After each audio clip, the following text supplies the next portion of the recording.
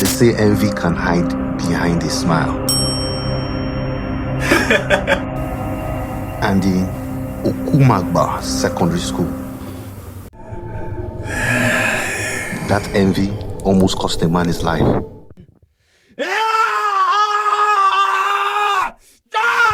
Principal AK was admired everywhere he went. His agbada was always spotless. His suits crisp, his shoes polished until they shone like mirrors. He carried himself with grace and discipline, and under his leadership, the school was transforming. Students were excelling, enrollment was climbing, and even the ministry had begun to notice his good work.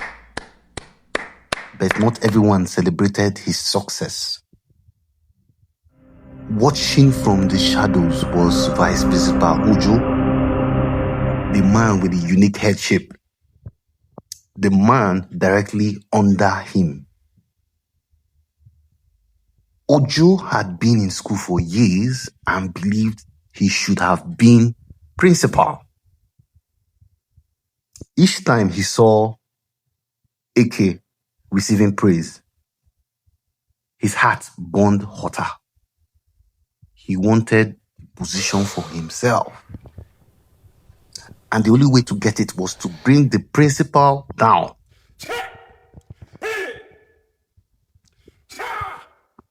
One misty morning, before the bell rang, Ojo slipped into the principal's office. He looked around, his breath unsteady, before crashing under the heavy mahogany desk. From his bag, he pulled a bundle wrapped in black cloth, decorated with cowries, feathers, and strange chalk marks. He muttered words that carried the weight in the unseen world, then placed the object carefully under the table. Straightening his tie, he walked out quietly as though nothing had happened.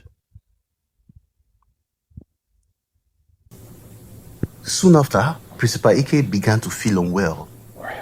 It started with heaviness in his legs, the kind that made walking uncomfortable. But each day, it grew worse. One leg began to swell until he dragged himself painfully across the compound. Teachers whispered, some with pity, others with mockery.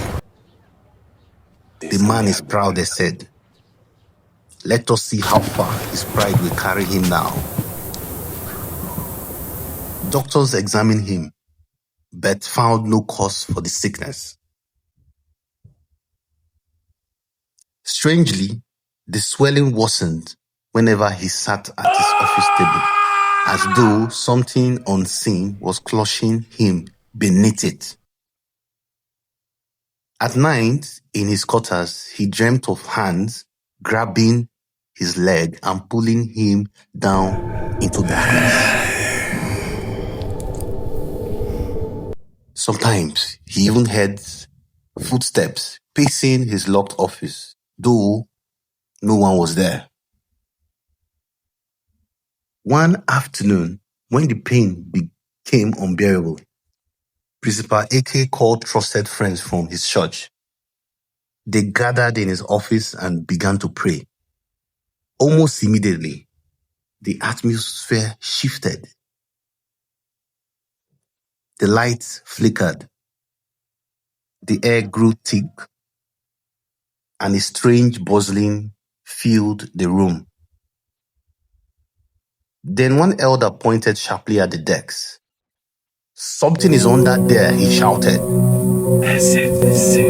They dragged it aside, and the bundle was revealed, wrapped in black cloth, crawling with flies, cowries gleaming like watchful eyes. With just a few forceful prayers, oil poured on it, and voices raised, the charm went still. At the same moment, the swelling in Ike's leg melted away before his eyes. He gasped in relief, standing tall once more. The story spread quickly through the school, but Vice Principal Ojo never got what he wanted. He had dreamed of the principal's share, but it never came to him. Instead, his own secret sins dragged him down. Not long ago, he was caught in a shameful scandal, sleeping with a minor.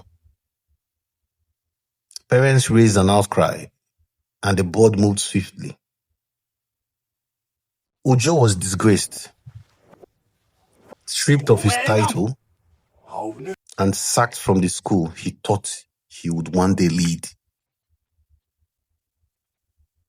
Principal AK remained stronger than ever, but the name Ojo became a warning whispered in the corridors. Envy blinds a man, and greed for power can bury him long before his enemies do.